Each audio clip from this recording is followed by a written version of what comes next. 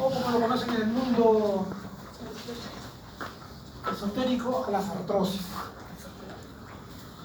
La definición de artrosis, en alguna literatura la pueden encontrar como osteoartritis, pero técnicamente no es lo correcto.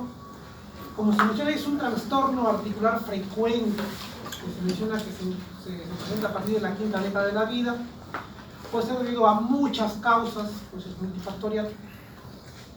Pero realmente no se sabe cuál es por qué se da. Muchas teorías, pero realmente no se sabe por qué se predomina más en una que en otra. Ahí siempre es bilateral, o puede ser solamente en un solo lado. Entonces, todavía hay muchas cosas para poder definir en esto. Según la fisiopatología, como se menciona acá, puede haber un trastorno tectónicamente, un trastorno mecánico. Muchos lo relacionan por lo que es el peso, por la actividad física, por el uso. Hay algunos estudios que también puede haber un problema hasta, se podría decir, genético, pero en resumen va a ser una degeneración de la articulación debido a varias causas. Acá, por ejemplo, nosotros podemos tener una persona en bipedestación, en la cual tenemos la descarga simétrica en ambas caderas, por ejemplo, en los miembros inferiores. Pero si yo tengo una alteración X, con un acortamiento de un miembro, por ejemplo, en este caso de acá, en el lado izquierdo, voy a tener toda mi carga de peso en el lado derecho. Por lo tanto, mayor peso, mayor fricción, mayor desgaste, mayor maltrato. Por lo tanto, este tipo de patología se puede encontrar en esta articulación. Porque también vamos a tener que ver que el punto de equilibrio va a tener que cambiar para hacer una compensación y evitar que el paciente se pueda caer.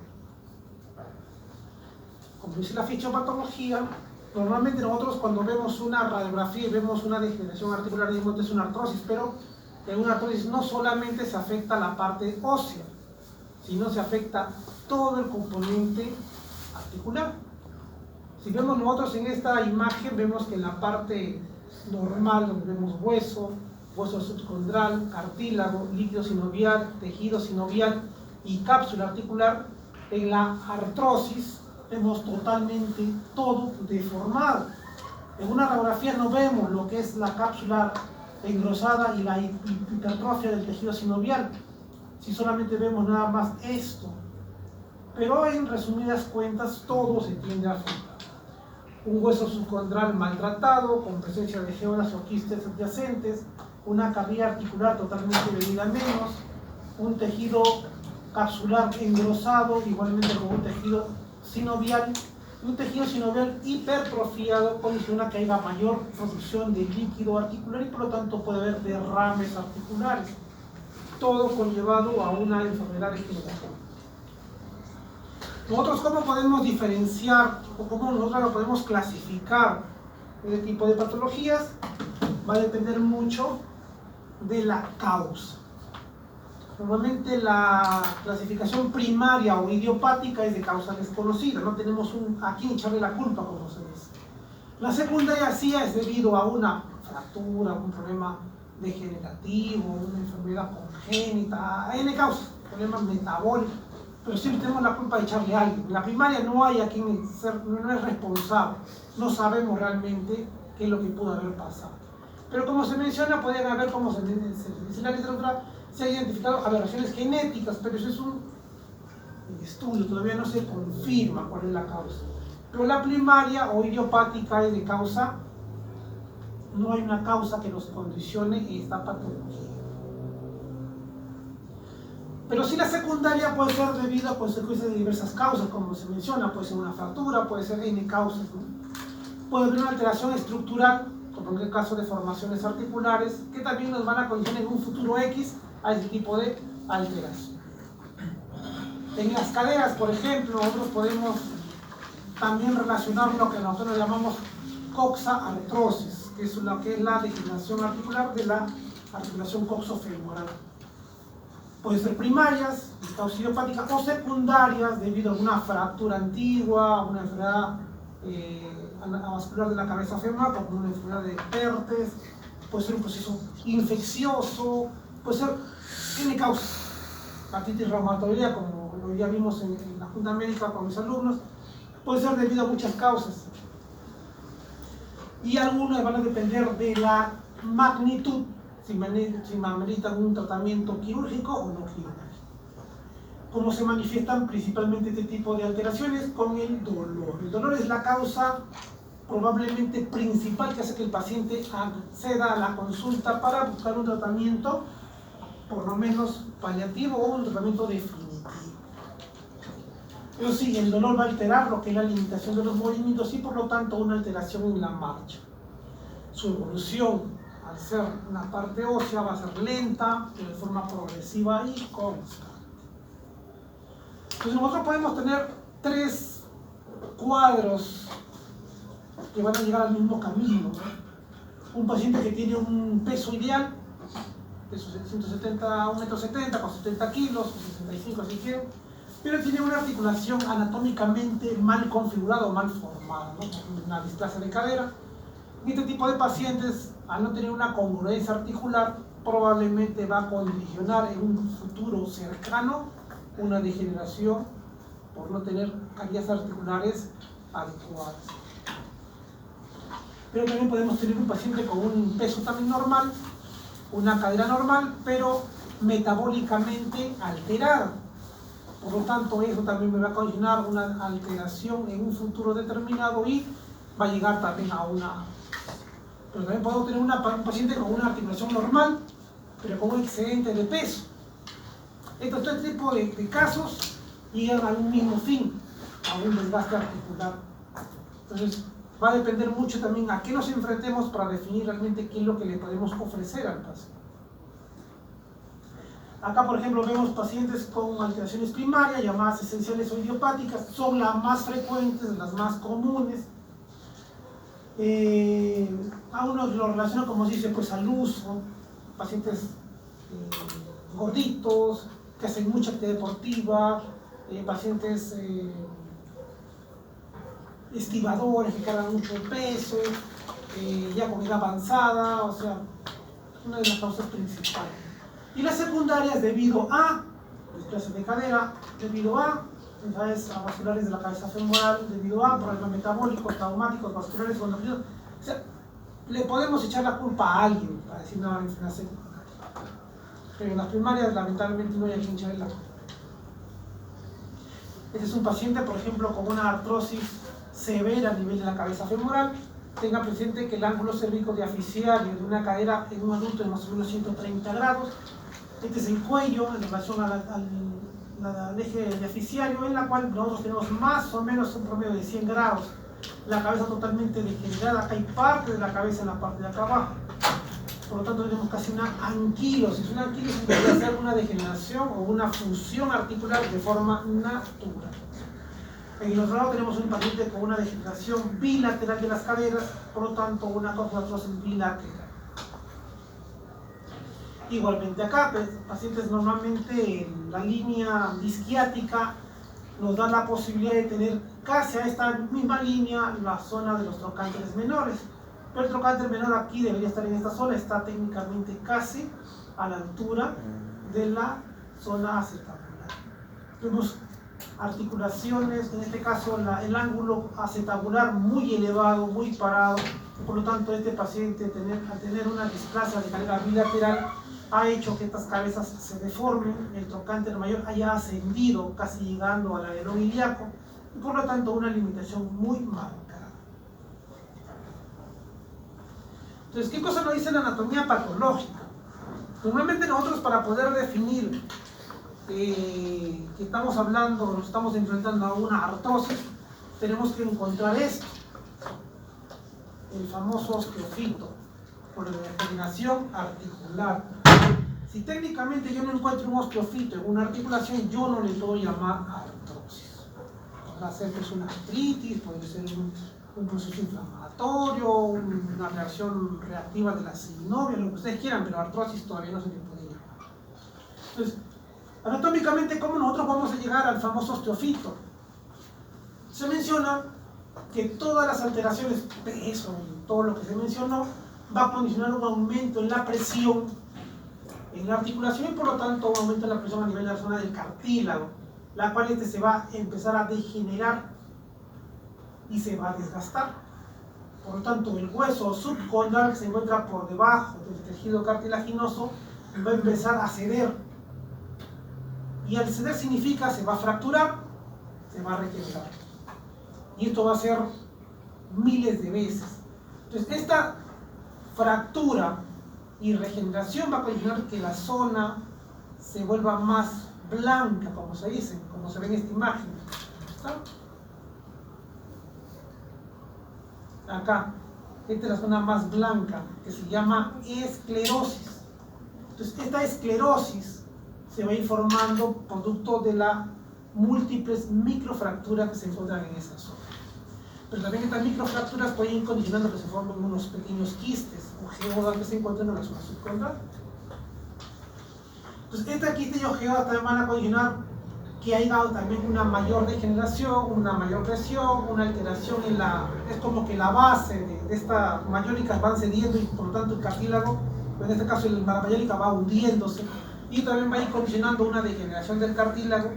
Y la degeneración del cartílago va a hacer que el hueso se tienda a exponer y al exponerse ya el hueso juntado con el hueso de arriba va a ir eburnando, o sea, va a ir como deformando la parte ósea y condicionando en este caso el famoso osteófilo. Este desgaste cartilaginoso va a condicionar como es el pinzamiento articular y por lo tanto pues el dolor del paciente.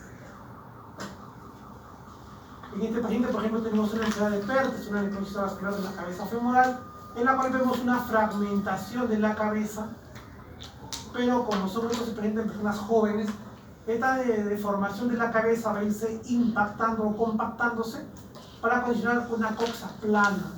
Pero una coxa plana no es congruente con la zona acetabular y por lo tanto, al no ser congruente las dos carillas articulares, va a condicionar una artrosis precoz. Entonces, ¿qué puedo encontrar? O sea, ¿cómo puedo indagar para llegar a este diagnóstico? Según la clínica o según el examen, una buena anamnesis con dolores principalmente en la zona inguinal, con limitación, claudicación, y al examen físico vemos limitaciones funcionales, tranquilamente, y principalmente es el dolor, es un dolor post-sinercia, su paciente que caminando no le duele mucho, el paciente se sienta, entre comillas, se tiende a enfriar la articulación, y cuando recién se quiere incorporar, ahí empieza a doler. El paciente empieza a hacer su movimiento, la articulación se empieza como a calentar y el dolor disminuye parcialmente. Hasta que nuevamente se sienta, después de un buen tiempo se quiere levantar y el dolor empieza nuevamente a presentarse. Es un dolor post-inercia característico de estas alteraciones. Después del reposo, aumenta con una prolongación de pigmentación, o sea, mucho tiempo parado y en la marcha. El dolor principalmente es en la región inguinal, pero hay que tener un acápite especial. En la literatura antigua se menciona de que estos dolores algunas veces pueden ser irradiados, un dolor de cadera se irradia a la rodilla, por eso algún acápite antiguo de la semiología antigua se mencionaba de que en este tipo de patologías la rodilla cantaba por la cadera. ¿Qué significa eso? Que el dolor, al ser irradiado a la rodilla, alguna vez uno piensa que el dolor solamente está en la rodilla y es un dolor reflejo. Uno toma una placa en la rodilla y no ve absolutamente nada y se ve que el señor no tiene nada. Entonces, y en la cadera puede ser la degeneración. Entonces, pero sí, la disminución de la movilidad va a depender también de la gravedad o la degeneración de la articulación. Claudicación en la marcha, porque técnicamente va a haber dolor al hacer movimientos bruscos en la zona articular, va a haber una pequeña inestabilidad a nivel de la cadera y alteraciones en el apoyo. O sea, el paciente no va a poder extender adecuadamente la cadera, se va a tener que tener en una pequeña flexión para que la cápsula articular también se relaje. Tengan presente, cuando hay derrame articular y la cápsula se elonga, eso produce dolor, pero si yo flexiono parcialmente mi cadera, la cápsula se relaja y el dolor técnicamente tiende a disminuir. Por lo tanto, las posiciones antálgicas o las posiciones se alteran para que el dolor disminuya de forma parcial. ¿Qué exámenes auxiliares me pueden ayudar para poder definir esto? Un examen de laboratorio me puede ser muy útil para descartar algún tipo de patología si estamos hablando de un proceso secundario. Puede ser una enfermedad o una artritis reumatoidea, por ejemplo, con un examen de laboratorio, sus exámenes para la AR nos da un diagnóstico preciso y certero. Pero la radiografía, que es un examen relativamente fácil de poder encontrar y barato, probablemente nos dé una buena opción de diagnóstico para confirmar mi presunción. En la radiografía siempre se toman varias incidencias, pero hay siempre una con una de pelvis, me puedo orientar realmente y hacer una comparación con una cadera sana para definir qué tan grave se encuentra esta cadera. En una radiografía coxofemoral uno toma una radiografía simple, enfrente y lateral, o en oblicuo, así pueden ser también, para poder ver la degeneración de la articulación. Pero ¿qué cosa es lo que yo puedo encontrar en una radiografía? La esclerosis, que se va a ver lo más pintadito, como si fuera una zona del hueso subcondral, los osteofitos, o la degeneración característica de esta enfermedad, una disminución de la luz articular o los pinzamientos articulares, las geodas o quistes se van a encontrar también en radiografías digitales, y alguna vez un osteofito roto, flotante, puede condicionar un cuerpo libre o un ratón articular. Pero también podemos encontrar diagnósticos diferenciales, no siempre el dolor de una articulación es característico de una artrosis, también puede ser una artritis reumatoidea inicial, que bueno, al final les va a condicionar una degeneración posterior. Puede haber una necrosis a nivel de la cabeza femoral, que alguna vez es necesario tomar alguna hasta resonancia para dar un diagnóstico certero, porque en una radiografía probablemente pueda haber todo de forma normal. La enfermedad de Payet, la gota, o aumento de ácido úrico, procesos infecciosos, problemas tumorales, problemas a nivel de la zona lumbar, también me puede dar dolores irradiados a nivel de la articulación de la cadera, por lo cual sería bueno dar un buen estudio para dar un diagnóstico. ¿Cuál es el tratamiento de este tipo de patologías? Si yo tengo un paciente recién nacido con un diagnóstico de displasia de cadera, yo sé que este paciente en un futuro determinado, si es que no se cuida, va a llegar a una artrosis, sí o sí. Por lo tanto, si este paciente lo puedo prevenir, haciendo que el paciente no tenga un exceso de peso, que haga una actividad que no soporte mucha carga de peso, puedo hacer que esa cadera me dure para más tiempo. Hay muchos casos de pacientes con displasias de cadera que al no ser diagnosticada de forma adecuada, el paciente alguna vez es una displasia, no significa que la cadera esté luxada, solamente es una alteración en la configuración de la cadera. Este paciente puede hacer su vida casi normal, con una pequeña cojera, pero muy difícil de ver. Pero no se sabe por qué la causa que a partir de los 30 años el paciente ya viene con dolor. Viene a la consulta y vemos la radiografía, vemos una rodilla totalmente destruida. Entonces, si yo puedo evitar eso, y como se dice, pues, si la cadera la puedo hacer durar por más tiempo, que sería lo más ideal, va a depender mucho también del cuadro al cual nos estamos enfrentando, podemos hacer que esta evolución sea mucho mejor. Pero si ya vemos un paciente que ya tiene los 30, 40 o 50 años con una cadera deformada, pero está gordito, podemos hacer algún tipo de tratamiento médico, trabajar en lo que es el peso del paciente, va a depender mucho también de la actividad que realiza para que la descarga de fuerza y de presión sea menor en esa zona. Podemos mandarlo a hacer terapia física para por lo menos mejorar los rangos articulares y fortalecer toda la cintura muscular de la cadera, sus medicinas para el dolor y la inflamación y algún tipo de descarga con bastón. El bastón nos ayuda, no solamente nos significa que la forma está más vieja, sino ayuda a que la descarga de peso sea diferente. La cadera está alterada, trabaja 50 y el bastón trabaja 50. Pero si hacemos todo esto y no pasa nada, sigue el paciente con dolor, no baja de peso, no les hace caso, bueno, no sé, ya vendría a ser el tratamiento quirúrgico.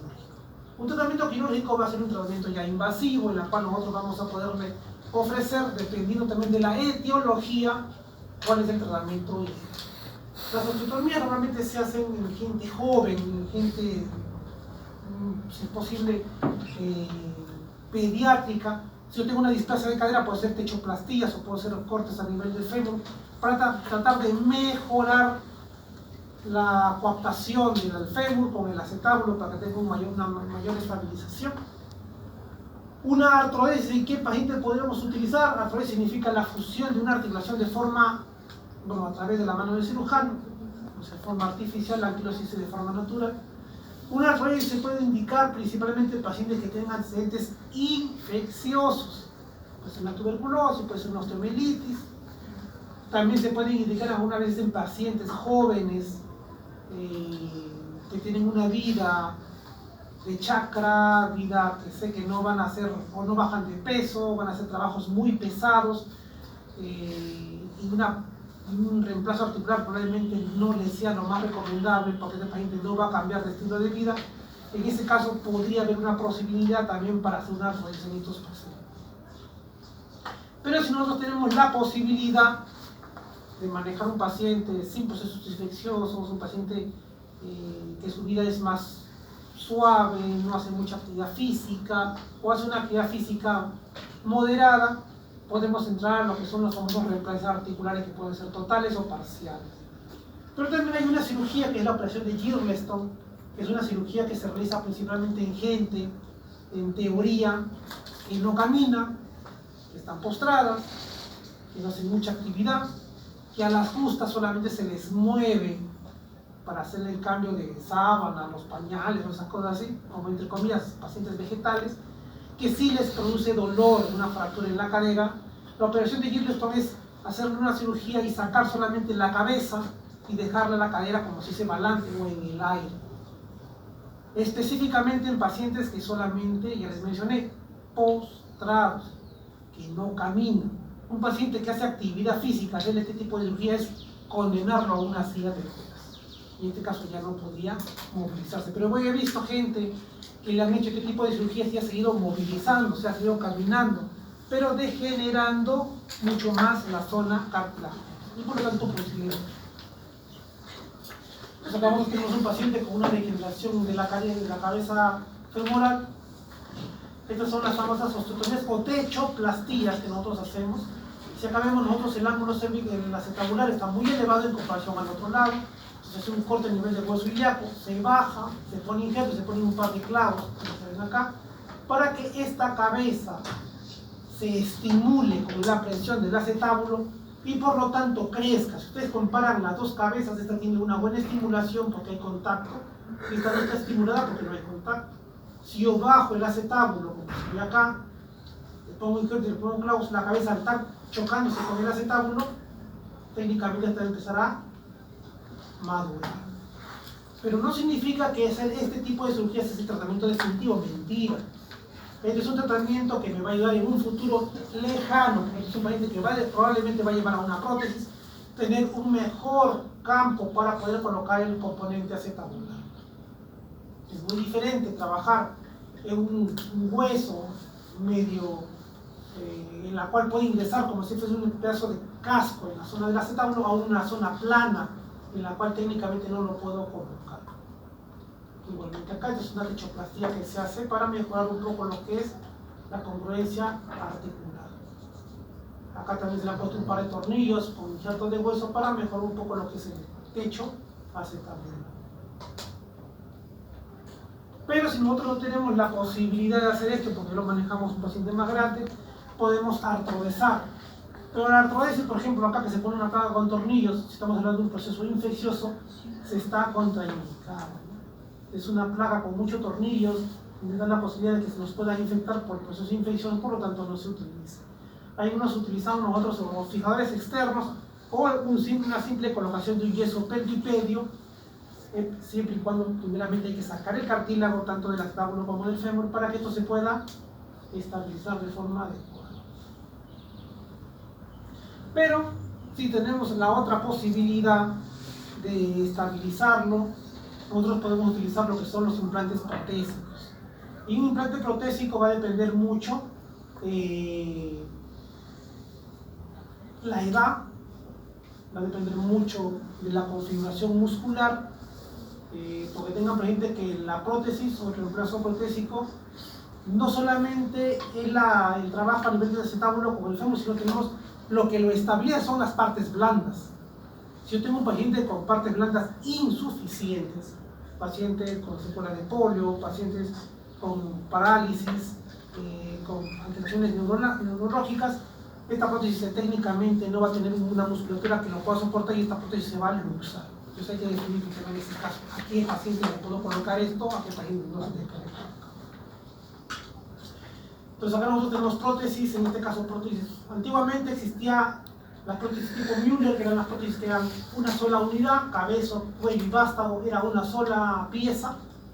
Pero, y este es el componente acetabular, una prótesis total, significa una prótesis con componente acetabular y un componente femoral.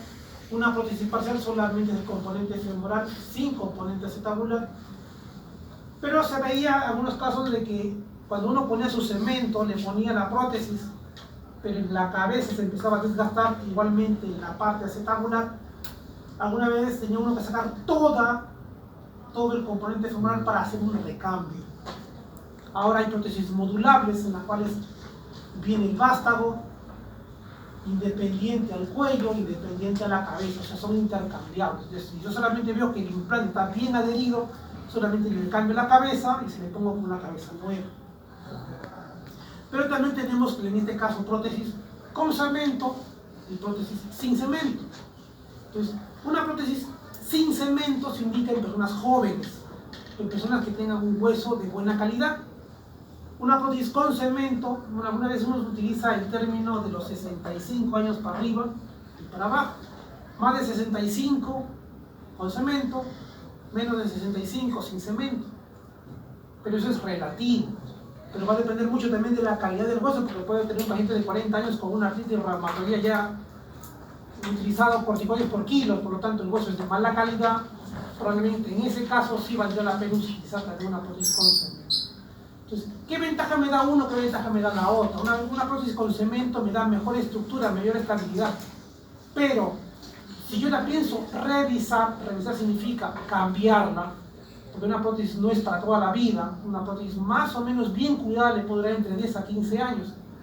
Bien cuidada significa con un peso adecuado, su actividad suave, no cargar peso y ese tipo de cosas. Pero si una persona no hace ese tipo de cuidados, una prótesis tranquilamente le puede dar solamente 5 o 7 años y hay que cambiar esa prótesis. Entonces imagínense a nivel femoral, que es como si fuera una caña, hay que sacar esto y hay que sacar el cemento que se encuentra dentro de la caña. Es como querer en un bambú sacar el injerto que está dentro, entonces no lo saco. Y el cemento se pega a los bordes, entonces tengo que ir cincelando y sacarlo para que cuando le ponga nuevamente el otro cemento y una prótesis más gruesa, no se me afloje. Entonces es un poco más complicado. Una prótesis sin cemento, yo tranquilamente la puedo sacar y ya queda solamente hueso. Por lo tanto, el recambiar una prótesis va a ser más fácil, una prótesis no cementada que una cementada. Entonces, más de 65 años, cuando le pongo la prótesis con cemento, en teoría, probablemente sea la última y la única prótesis que use esa persona. Pero si yo tengo 40 años y le sumo que va a tener 10 años subida su prótesis, a los 50 tengo que cambiarlo, a los 60 y a los 70. Va a tener varias revisiones y eso va a ser un dolor de cabeza.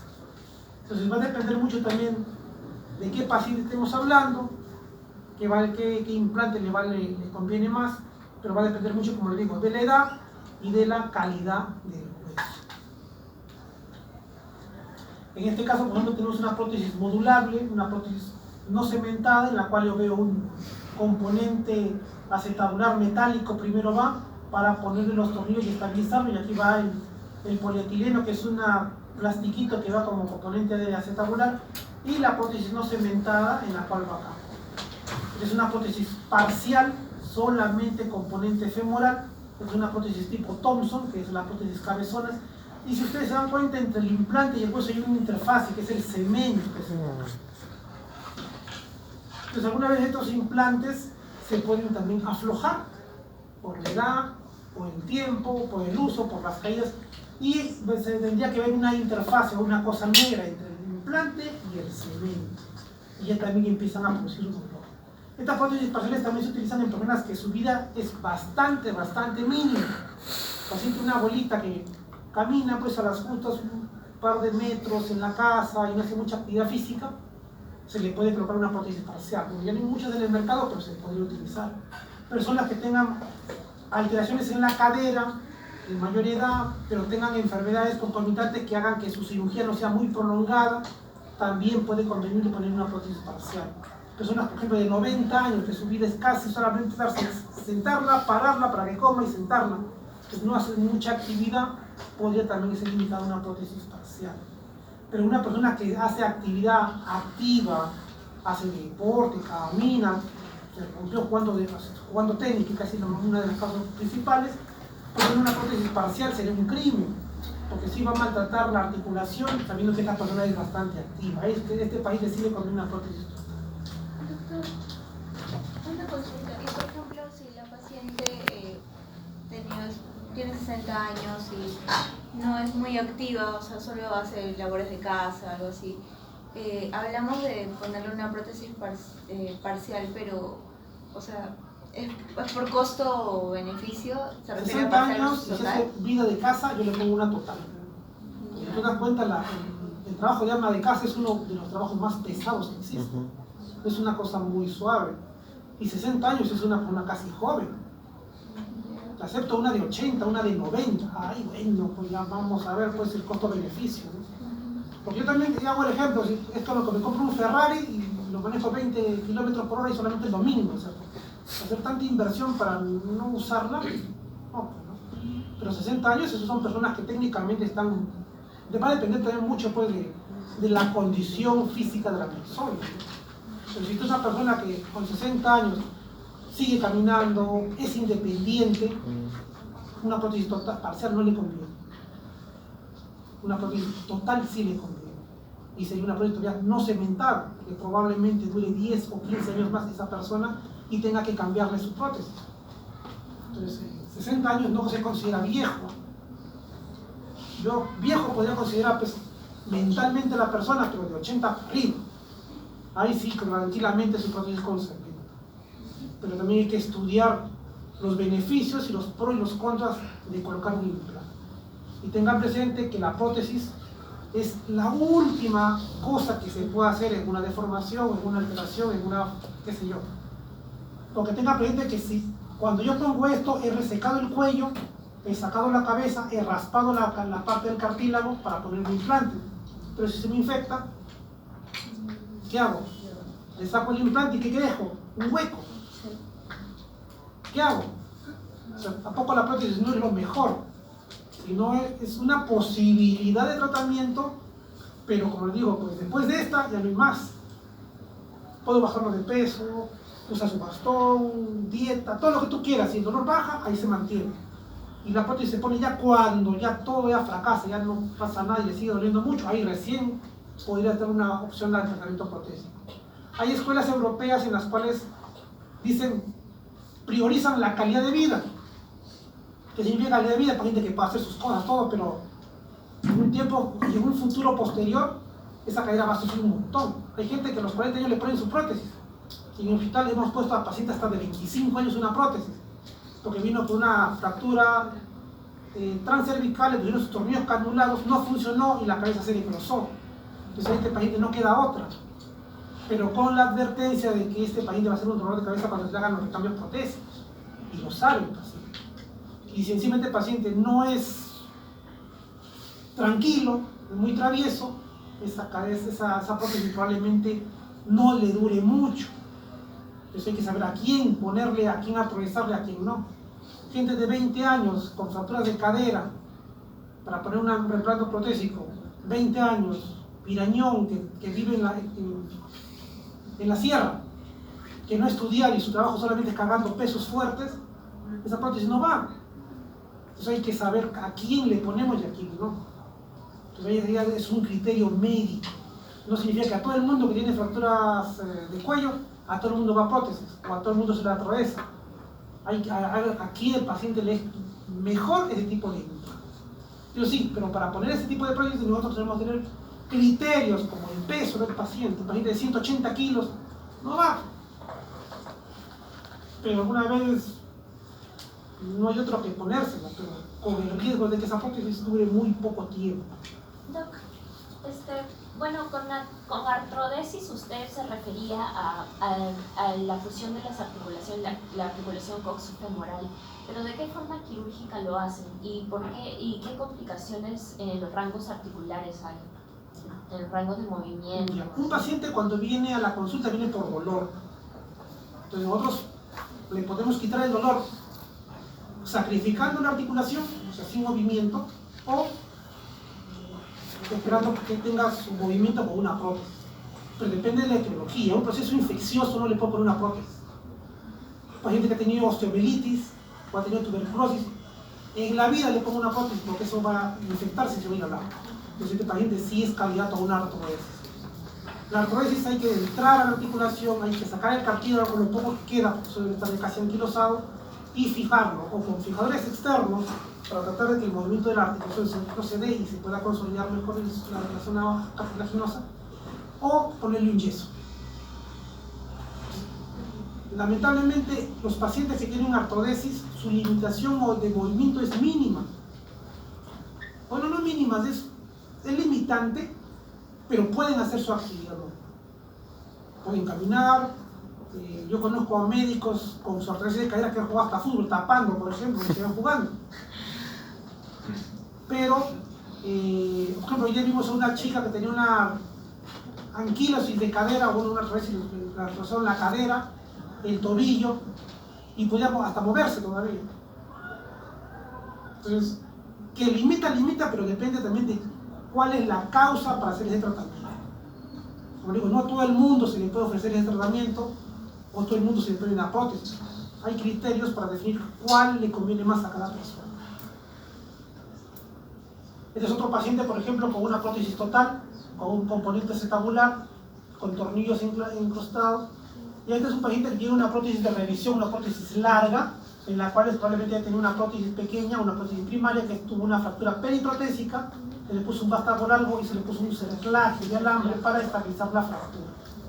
Entonces acá tiene un componente acetabular con cemento, porque no veo aparte tornillos, se ve más o menos transparente. Acá tiene una línea, que es una hélice o una línea metálica, en la cual me da la posibilidad de ver lo que se llama la anteversión femoral.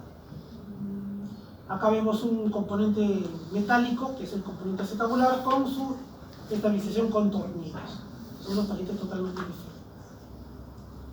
Entonces, tengan presente que las prótesis, que serían pues lo ideal, pues no sacrificamos movimiento, le quitamos el dolor, pero también tienen sus riesgos, ¿no? Sino todo y el dolor de cabeza de un cirujano ortopedista es una infección protésica, porque ahí sí, ese paciente te sigue toda la vida. Entonces, hay que tener siempre en cuenta, buscar pacientes que sean candidatos. No a todo el mundo le puedo ofrecer una prótesis. Pacientes que pesan 200 kilos, pacientes diabéticos, pacientes con insuficiencias, hipertensos, descuidados, no tienen quien lo cuide. No le puedo ofrecer una prótesis porque ese paciente sé que esa cadera no le va a durar mucho tiempo. Pero pacientes con buen peso, que por lo menos hayan aceptado bajar de peso, gente que va a venir a cuidarlo, gente que va a quedar en la ciudad, no se va a ir a provincias, que no tengan enfermedades de fondo, pueden ser personas más candidatas a que su prótesis le dure más tiempo y sean pacientes que técnicamente se vayan tranquilos. Pero la prótesis no es para todo el mundo, hay que buscar pacientes candidatos para que esta prótesis, o el tratamiento que se les haga, dure por el tiempo más prolongado. En el hospital nosotros tenemos una prótesis que tiene ahorita más o menos 18 años y son prótesis antiguas y les va bien, pero también puede ser pacientes para que se caen, se golpean, las prótesis se rompen, se aflojan y ahí sí es otro problema. Entonces hay que buscar pacientes que no sean pues no candidatos y ofrecerle una cirugía que a las finales creo que les va a ser más problemático operarlo que dejarlo. Ya en la artrosis de rodilla, que nosotros le llamamos la gonartrosis, en estas artrosis de rodilla nosotros vamos a tener, técnicamente en una rodilla nosotros tenemos un brazo de palanca muy fuerte, pero lamentablemente es una articulación muy débil en protección. Las lesiones deportivas, en las lesiones, ahora el piso mojado se van torciendo, doblando, cayendo, las mujeres usan un taco gigantesco, entonces las rodillas se maltratan. Estos maltratos de rodilla también pueden originar degeneraciones ligamentarias y a futuro degeneraciones cartilaginosas, ¿no? Tenga presente que en la rodilla tenemos 3 compartimentos: el compartimento femorotibial externo, femorotibial interno y el femoropatelar. Estos 3 compartimentos nos van a ayudar mucho para definir algunos tratamientos momentáneos antes de utilizar algún tipo de reemplazo protésico, ¿no? Movimientos de la rodilla. Y normalmente en una degeneración articular el componente medial, femorotibial medial, es el que se afecta con mayor frecuencia. Por lo tanto, el eje del miembro va a estar en un genu, lo más característico, pero no significa que sea el único, la única degeneración del eje del hueso, de la rodilla, perdón. Igualmente acá vemos un pinzamiento o una disminución de la luz articular del componente medial. Por lo tanto, este paciente se está yendo ya a lo que se llama un genuvaro, por lo tanto una discapacidad cartilaginosa. Tengan presente que toda radiografía, en este caso de rodilla, lo ideal es tomar al paciente de una radiografía parado, no echado, porque estar parado puedo ver sí pinzamiento. Si el paciente lo echo y no hay presión, probablemente salga una rodilla normal y me desoriente a buscar un diagnóstico definitivo. Bueno, también llamado gonartrosis, una alteración de los 3 compartimentos, principalmente un desgaste a nivel de la parte cartilaginosa. En estos pacientes, por ejemplo, nosotros podemos tener una alteración en los 3 compartimentos, es una gonartrosis tricompartimental en la cual ya se está anquilosando y por lo tanto la fusión nos va a dar una limitación muy marcada de la articulación. Entonces este paciente sí es candidato, va a depender mucho también de la estabilidad de los ligamentos para ver si vale la pena artrodesarlo o ponerle un reemplazo protésico. ¿Cuál es el cuadro clínico de estos pacientes? Principalmente el dolor, la deformación en el eje, como les digo, un genuvaro es lo más característico, pero no significa que sea la única deformación, rigidez, limitación en los movimientos, atrofia muscular, porque técnicamente no hay movilización de la articulación, nos va a dar ese tipo de patología. Y si hay movimiento, puede haber los famosos crujidos o conejos que salen de la articulación con presencia de dolor. Los estudios complementarios, una simple radiografía frontal y lateral, me da el diagnóstico, como les digo, el paciente tiene que tomárselo parado, no echado. Una gamografía ósea para determinar realmente a qué nos estamos enfrentando, porque puede ser un proceso infeccioso, puede ser un proceso frío. Una tomografía para ver si hay deformación de las mesetas tibiales, para ver si vale la pena, si es que le voy a poner una prótesis de rodilla, va a necesitar injerto o no. Una resonancia para ver a lo mejor algún tipo de problema interno a nivel de la articulación. Una artroscopía diagnóstico ya me parece mucho, pero según la literatura está escrita, pero no comparto la opinión de ahí.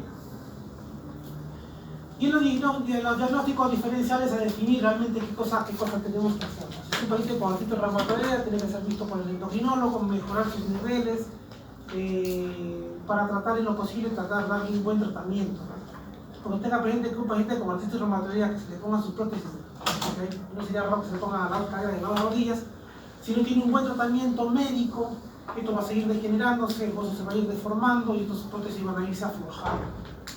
Una enfermedad de gota también nos puede dar la posibilidad de mejorar con un examen de laboratorio, dar el diagnóstico certero con el ácido úrico y dar un tratamiento medicamentoso. Una artritis séptica, por ejemplo, que es una de las pocas emergencias traumatológicas que clínicamente yo la puedo diagnosticar. En este caso, a lo mejor el tratamiento podría ser tranquilamente una artrodesis para fusionar la articulación, porque en este caso procesos infecciosos, prótesis no van. Y con el examen clínico de función articular, que salga pus, ahí se hace una artrotomía, se lava bien, evitar que la parte cartilaginosa se maltrate, y si se va deformando, técnicamente va para una artrodesis. Hay muchos pacientes, ahora hay escuelas y hay estudios en los cuales pacientes con procesos infecciosos apagados en un año y medio, les pueden poner prótesis, pero es un riesgo muy alto. Entonces, pero se da. Entonces depende mucho de de qué cosas, a qué nos estemos enfrentando, cuál es la calidad de la persona, hacerle sus estudios de laboratorio para ver si hay reacciones inflamatorias presentes o no, para ver si se vale la pena hacer. Pero personalmente yo no me arriesgaría mucho, porque ahora tantos problemas médicos legales, a menos que el paciente firme su historia, se haga ese tipo de tratamiento, porque son, como les digo, una prótesis infectada es un gran dolor de cabeza. Entonces, ¿qué cosa podemos ofrecer a estos pacientes que vienen con rodillas muy maltratadas? Igualmente un tratamiento médico, dietas para bajar de peso, terapia física para mejorar un poco lo que es la parte articular y funcional, y también tonificación muscular, uso de medicamentos para el dolor y la inflamación. Y acá también se utiliza mucho lo que se llaman las famosas infiltraciones. Una infiltración, ¿qué cosa es? Es la mezcla de un corticoide de depósito que tiene un tiempo de vida más o menos de un mes o un poco más, in situ, y el uso de silocaína, que es un anestésico de forma local y de forma inicial rápida. Es un paciente que yo tengo un diagnóstico definido, sí lo puedo infiltrar. Entonces, la infiltración, ¿qué cosa hace? Que el dolor desaparezca. No lo curo, pero el dolor le calma. Entonces, un paciente que viene con mucho dolor en la articulación y que se vaya de la consulta sin dolor, el paciente dice, usted es Dios, me curó, pero eso es mentira, solamente es un sintomático, como se podría decir, que le puede durar por un mes, por una semana, por un año, por NK, tiempo, no se sabe. Va a depender mucho de la actividad del paciente. Pero hay estudios también que para poner una prótesis puede haber un proceso, se puede infectar siempre y cuando haya tenido varias infiltraciones esa articulación. Entonces también hay que ver si este paciente va a ser candidato a una colocación de una prótesis. Infiltrar muchas veces también es una posibilidad de infección de esa articulación, o sea, depende de cada uno. Si es un paciente que no tengo un diagnóstico definido, no lo puedo infiltrar, porque técnicamente estoy escondiendo de su diagnóstico definitivo y realmente no sé a qué me voy a enfrentar. Pero es una posibilidad de tratamiento.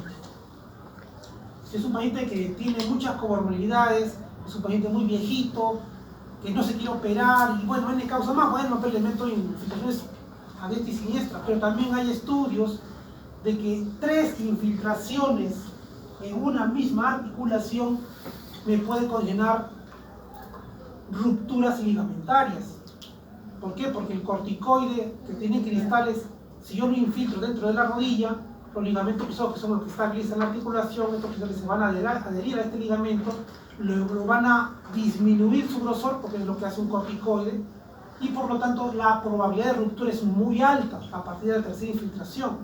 Entonces, también hay que saber en qué momento infiltrar, porque tal vez infiltrar hoy día, mañana lo infiltro y pasado lo infiltro, ¿no? Yo lo infiltro y hasta que no le duela nuevamente, le volveré a infiltrar. Es como tener una pistola con 3 balas y hay que saber en qué momentos usarlo. No de frente las 3 en una semana, por 3 semanas seguidas, ahí sí ya fue. Por lo tanto, hay que saber qué es lo que tengo que ofrecer al paciente. Doctor, en cuanto a la infiltración, ¿es igual en el ángulo supraexterno como cuando haces la prostésis? Depende el reumatólogo, por ejemplo, lo infiltra de forma en la cara medial, yo no sé por qué. Entonces, si el paciente puede doblar la rodilla, los que han entrado en las artroscopías a nivel del tendón rotuliano, para el costadito, yo entro de frente a la articulación. A mí me gusta infiltrar la parte externa, superior de la rótula, un través de dedo por encima, un través lateral, haces tus líneas, punto medio, a 90 grados, 45 grados y hacia abajo, y vas debajo de la rótula. En contrafase, no te pierdes, pero depende de gustos y colores. Pero, como digo, la infiltración, yo infiltro muy poco porque no me gusta infiltrar, pero ya cuando se tiene que infiltrar, porque ya sé que tiene, cuál es su diagnóstico, yo sé que no se va a operar, yo sé que N causas más, no tiene más, bueno, no sé, con una calidad de vida. Pero siempre explicando al paciente de los beneficios que le puede traer esto, como las contras que le puede traer. Ahora, tanto problema médico legal que hay, tú no le dices que le va a pasar tal cosa y le pasa, te denuncian. Entonces hay que ser aquí bien específicos de qué es lo que le puede pasar al paciente. Yo ya hice todo lo que pasó acá y no pasó nada. Lo infiltré, le bajé de peso, le hice terapia, le puse sus medicinas, la mejor y le gasté un montón de plata y le sigue doliendo. Entonces en este tipo de pacientes ya vamos al campo quirúrgico. Un toilet o una limpieza artroscópica, hay algunos que lo pueden utilizar. Va a depender mucho también del espacio articular que se pueda tener para poder hacer este tipo de limpiezas. Uno entra con el artroscopio, saca todo el detritus, trata de dejarlo lo más limpio posible, pero para mí es un saludo a la bandera. Puede quitarle un poquito el dolor, pero no lo está curando, solamente está prolongando el suplicio de la rodilla. Pero podemos hacer osteotomías. ¿Cuándo se hace una osteotomía? Una osteotomía es cambiar el eje del eje de la tibia o del fémur, depende si estamos hablando de un genubaro o un genuvalgo, para que la presión se dé en los dos cóndilos, no solamente en un cóndilo. A ver, en este paciente, por ejemplo, que se hace una osteotomía, la presión está incluida solamente en el cóndilo medial, con la medida tibial medial. Pero si en una osteotomía hago que la descarga sea ya simétrica, porque cambio el eje de la tibia en otra posición para que la descarga sea simétrica y el dolor, por lo tanto, los dos cóndilos trabajen. Entonces, en este tipo de pacientes las osteotomías se hacen solamente cuando de mis 3 compartimentos tengo uno afectado y tengo una buena flexión y una buena extensión.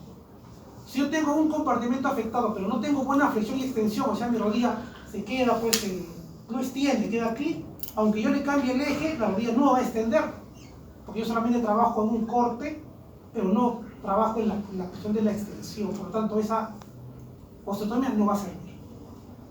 Entonces, la osteotomía se indica, como les digo, cuando se afecta a un solo compartimento y tengo una buena flexión y extensión. Se hacen osteotomías a nivel de la tibia, cuando tengo un genubaro, y se hacen osteotomías a nivel del fémur cuando tengo un genuvalgo. Cuando se hace una artrodesis, cuando tengo un antecedente infeccioso o tengo una especificación de una persona, por ejemplo, muy joven, que tuvo una fractura polifragmentaria a nivel de la rodilla, tibia y fémur, y no le conviene poner una prótesis.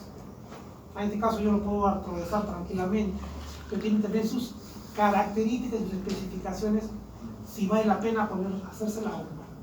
Y cuando tengo otra opción, los reemplazos articulares de la rodilla también se pueden ofrecer, pero siempre, como les digo, como última opción. Si tengo un paciente de 60 años que tiene un compartimento afectado, tiene una buena flexión, le puedo hacer una osteotomía para que esta osteotomía por lo menos le dure por lo menos unos 10, unos 15 años. Bien pagado, como se hace la cirugía con ese lapso de tiempo, para que ya cuando tenga 70, 80, recién poner la prótesis de rodilla, su última prótesis, o su única prótesis. No darle a los 40, ponerle de frente la prótesis, pudiendo hacer las osteotomías para alargar. Es mejor tener una articulación natural que una articulación artificial. En este caso, por ejemplo, son unas grapas de Coventry que se utilizaban antiguamente para hacer osteotomías de fémur, de tibia, perdón, pero estas placas de Coventry no me daban la posibilidad de hacer movimiento precoz en la articulación, por lo tanto el paciente iba con su yeso y algunas veces quedaba rígida la articulación, pero antiguamente había ese tipo de implantes. Llegaron después las placas, que se tenían que ir adaptando, hay placas anatómicas para osteotomías específicamente, ya con placas con tornillos yo le doy una buena estabilización y lo puedo hacer mover de forma precoz. Esta es una osteotomía para un hueso en varo, se hace un corte con un pedazo de pizza, mini pizza, se levanta y se juntan los dos fragmentos y cambio el eje para que la presión sea simétrica en ambos. Como les digo, este tipo de procedimientos se hace para que esa articulación por lo menos dure un tiempo más, alargar un poquito más, como digo, esa articulación.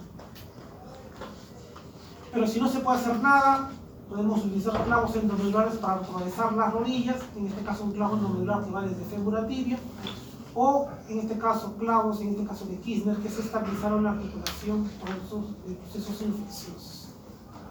Igualmente acá, acá me parece muy criminal ponerle doble placa, me parece mucho, pero creo que un simple fijador externo, como se ve acá, yo puedo atravesar tranquilamente un proceso a lo mejor infeccioso para quitar el dolor, sacrificar el movimiento, pero el paciente con esta rodilla, como es una rodilla tipo palma que no la va a mover, podría ser independiente y no estar limitado, ¿no? Pero si tenemos la posibilidad de utilizar los implantes protésicos, como se ve acá, una prótesis total de rodilla, componente femoral, componente acetabular, perdón, componente tibial y componente rotuliano. Este es el inserto, que en este caso es el polietileno, que es el blanquito que va por encima. Este implante metálico va incrustado en la tibia, este implante metálico va incrustado en el fémur, y esto es lo que técnicamente va a hacer que haya contacto desde esta cavidad articular con la parte de esta zona del polietileno. Esta es una prótesis primaria, en la cual esta prótesis, en teoría, se va a estabilizar con los ligamentos de la rodilla. Una prótesis que no tiene ligamentos es una rodilla inestable, tiene que ir una prótesis abisagrada, en la cual ya no necesito ligamentos que me dan estabilidad, sino la misma prótesis hace su propio trabajo. Una prótesis bicompartimental, estamos hablando de 2 compartimentos, y una prótesis unicompartimental. Por aquí, bueno, ya antiguamente se ponían esto, ahora ya no se ponen mucho, porque acá se puede hacer una osteotomía, tranquilamente si un compartimento está afectado, para que esto pueda durar por más tiempo. Pero nunca he visto esto, de acá he visto hasta por gusto las prótesis bicompartimentales, pero de acá solamente en foto. Acá un paciente con una prótesis primaria de rodilla, en la cual se ve que el hueso, en este caso el componente femoral y el componente tibial se encuentran casi como en el aire, porque los ligamentos, en este caso los colaterales y el cruzado posterior, técnicamente le dan la estabilización de esta rodilla. Pero también podemos tener, como en este caso, una prótesis con un vástago largo, acá no tiene vástago, para algún tipo de alteración o fractura periprotésica. Acá tenemos un paciente con un hueso de mala calidad, en la cual tenemos una fractura periprotésica. Por lo tanto, la prótesis también, como le digo, pues también poner, por ejemplo, este tipo de prótesis, tengo que romper o sacar casi todo el cartílago del fémur, sacar todo el cartílago de la tibia y ponérselo acá. Y si se infecta, ¿a qué hago? No tengo nada, ni cartílago, por lo tanto esa rodilla queda técnicamente inutilizada. Algunas veces cuando se infectan este tipo de implantes se le ponen lo que son espaciadores, cemento, para evitar que el espacio que estoy dejando se llene con fibrosis o con hueso ectópico.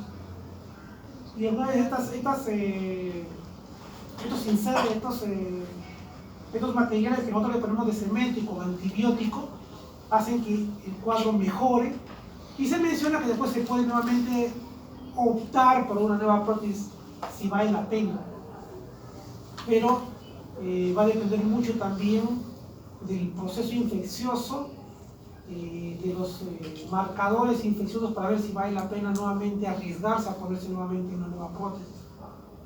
En la literatura se menciona que sí se puede hacer, pero en la práctica también es un dolor de cabeza muy alto para el cirujano. Igualmente acá por ahí es una prótesis que alguna dice, no, este es lo último, ya no pasa nada, se te puede romper, o si no te das cuenta y ves que tus ligamentos son insuficientes, se te puede luxar. Una prótesis que se luxa es una prótesis que técnicamente no tiene función.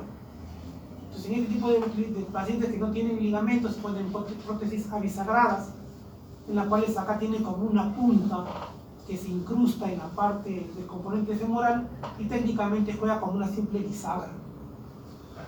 Doctor, una pregunta. ¿El ligamento sobre los ligamentos de la rodilla dónde se insertan en una prótesis? Normalmente en las prótesis primarias, los ligamentos colaterales que se encuentran por fuera son los que te van a dar esa estabilidad.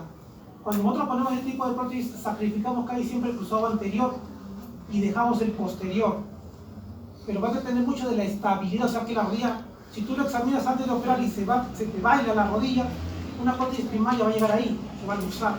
Entonces en este tipo de casos se utiliza la prótesis abisagrada, por lo tanto yo el ligamento no me interesa, lo saco, lo rompo, lo destrozo, porque la función de la estabilización va a ser por la prótesis.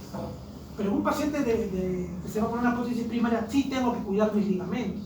Algunas veces cuando uno hace los cortes en la parte posterior de la parte tibial, algunas veces uno se puede hasta volar el ligamento. Y si se vuela el ligamento, pasa eso. Entonces hay que tener mucho cuidado cuando se trabaja. Se ponen los separadores para cuidar los ligamentos, porque eso es lo que le va a dar la estabilización, para que no sufra después con un paciente así. Entonces, hay dos tipos de pacientes que tienen ligamentos estables, prótesis primarias, simples, comunes y simples. pacientes que tienen ligamentos inestables, desde valgo, que no sé cuánto, que tienen mucho tiempo de evolución, o ha habido fracturas en las cuales ha habido hundimiento del platillo y los ligamentos se han lesionado, una prótesis primaria no va a lo que son las prótesis sagradas. Pero también podemos tener deformaciones a nivel de la columna, como en este caso la que es la espondiloartrosis. Una espondiloartrosis va a ser una degeneración de los cuerpos vertebrales. Lamentablemente aquí todavía hay muy poco que ofrecerle al paciente. Lo que normalmente se hace es atravesar la faceta articular de dos cuerpos vertebrales, pero en este caso yo no voy a atravesar toda la columna. Le puedo quitar el dolor, pero le voy a quitar función. Y tengan presente que también estos aplastamientos conllevan también problemas o compresiones de los nervios radiculares. Entonces alguna vez el fusionar no significa que le voy a quitar el dolor. Entonces en este tipo de pacientes alguna vez solamente se utilizan lo que son parches con anestésicos fuertes, darle calidad de vida a la persona, y bueno, no hay mucha más opción de tratamiento.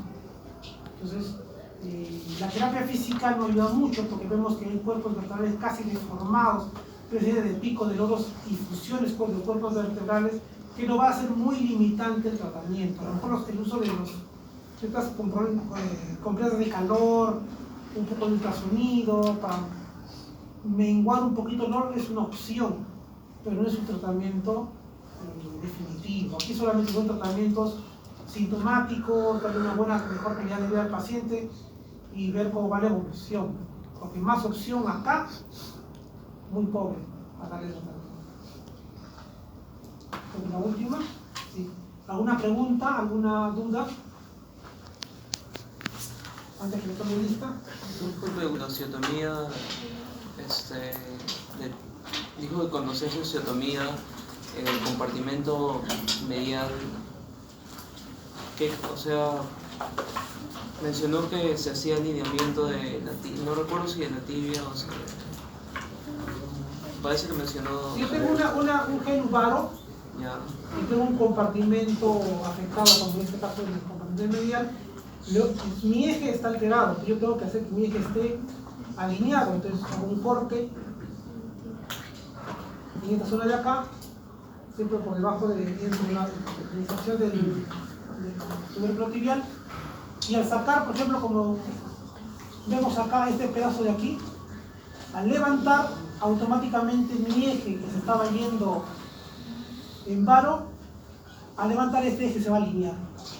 Por lo tanto, la descarga de fuerza va a ser simétrica en ambos cóndilos.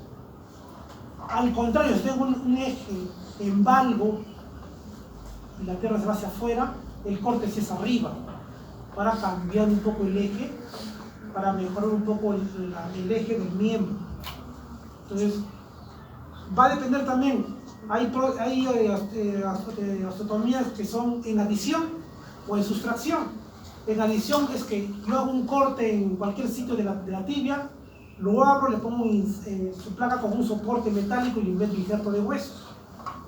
Y la sustracción es que yo saco el pedazo de hueso como se ve acá y cierro el hueso. Es, por ejemplo, una adición puede ser solamente un corte lineal acá así, y lo abro. Mejor el eje, le pongo el inserto y le pongo un injerto de hueso. Pero hay que depender también de qué paciente estamos hablando, cómo es su calidad de hueso, para ver qué tipo de implante le podemos utilizar. Pero la gran mayoría que se utiliza es osteotomías en sustracción, cuando tengo un genu varo en tibia, cuando tengo un genu valgo en fémur. ¿Alguna pregunta? ¿Y la de adición de dónde normalmente saco el injerto? Bueno, lo puedes comprar. El injerto comprado, o sea, el cadáver te cuesta más o menos, el chip de 3x3 te cuesta 4.000 soles. Una cosa chiquitita, así tú agarras tu cresta y le sacas un pedazo de hueso. Depende de gustos, depende de costos también. Pero sí tiene que ir con injerto para que se rellene. ¿Y el sustituto óseo? El sustituto óseo, hay muchas casas que venden los implantes, estos sustitutos óseos. Hay unos que vienen con cristales, hay vienen con antibióticos, hay vienen de diferentes presentaciones, pero eso es el injerto óseo, pues el de cadáver, claro. Hay unos que vienen en microchips, que son como unos daditos pequeñitos, y también es que también es caro. Otras vienen como si fuera una gelatina, o como una plastilina, perdón, una jeringa, un hueco, por ejemplo, un quiste de un paciente X, está con la membrana, agarro una jeringa y se lo pongo, ¿no? Y se empieza a endurecer. Hay otras que vienen en unas planchitas de plástico, como si fuera un chicle, uno, no sé qué cosa hacen, lo calientan, lo mezclan y se pone como una plastilina, como un Soldimix. Agarras bien, lo moldeas, lo fijas y a los minutos se vuelve duro. Hay muchas de 31, pero también mientras más cosas tienen, son costos más caros. Entonces, los microchips, por ejemplo, solamente de 5 cc te puede costar 4.000. Alguna vez es tu calidad, que tú necesitas son más o menos como para 15. Tienes más o menos ahí tus 12.000 soles en un pedazo de huesito, nomás que no puedes colocar. Pero también tú le puedes sacar el injerto de cresta, le sacas un pedazo de hueso y te ahorran los 12.000 soles. Pero también puede ser doloroso la cresta. O sea, depende de gustos y depende de precio, porque tiene plata.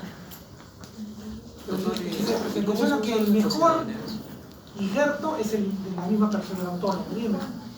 Doctor, ¿y en qué casos se usan los espaciadores? ¿Ah? ¿En qué casos usarían los espaciadores? El espaciador se usa cuando la prótesis se te infectó. Cuando la prótesis se infectó. Tengo que sacar la prótesis infectada y le pongo un espaciador para evitar que el hueso se me colapse o que se rellene con tejido fibroso. ¿Y se deja ahí el espaciador ya como...? Hasta que los índices de infecciosos, tu PCR, tu BCG, estén en niveles adecuados. Es temporal, ¿no? Es temporal. Eso es temporal. Entonces solamente es hasta, entre comillas, poner otra nueva prótesis. Yo conozco en el hospital se nos infectó una prótesis de cadera y tiene un paciente un espaciador. No es para caminar, pero la gente estaba caminando. Y caminaba se iba subiendo mal, pero el problema es que el espaciador, al ser cemento y no ser pulido, el acetábulo le está haciendo un hueco y ahora la prótesis está casi arriba. El espaciador le queda un huecote. Ahora, si quieren poner una prótesis, tienen que rellenar todo este hueco que quedó por erogación del inserto o del espaciador y ver qué es lo que se hace. Pero en teoría es para esperar para ponerle otra prótesis. ¿Alguna otra pregunta más? Doctor, ¿cómo son los espaciadores? Depende también. Uno lo puede hacer de forma artesanal, tú agarras tu cemento que utilizas para poner los implantes, hace su cabecita, como bueno, tiene que tener un poquito de armonía, le pones sus metales, todo y ya lo pones. Lo puedes comprar, que también cuesta como 8.000 soles. Entonces, si lo compras, sale ya hecho. O si quieres, lo haces también de forma artesanal, sacas en la prótesis y como si fuera una plastilina, pues el cemento agarras, vas armándole la forma en la cabeza, le pones una barrita de metal, le pones la formita y se distrae. Pero ahora últimamente se están poniendo por los problemas legales el espaciador que ya se compra. Porque tú lo haces de forma artesanal por hacer buena gente y se te va el agua, el país te echa la culpa. Entonces, ese tipo de cosas es mejor que lo que está ya establecido, no lo artesanal. ¿Una pregunta más? Vemos la lista entonces.